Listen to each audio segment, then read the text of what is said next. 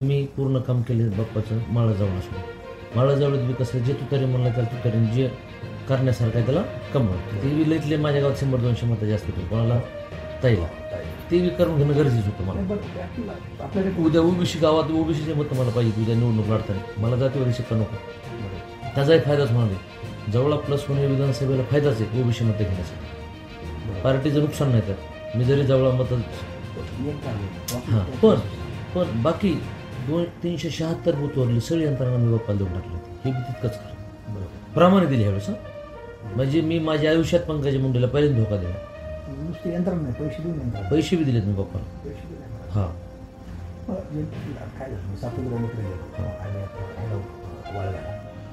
सगळे यंत्रणा दिली मी ह्यावेळेस. मी प्रामाणिकच बाप्पाचं काम केलं ह्यावेळेस मनातून.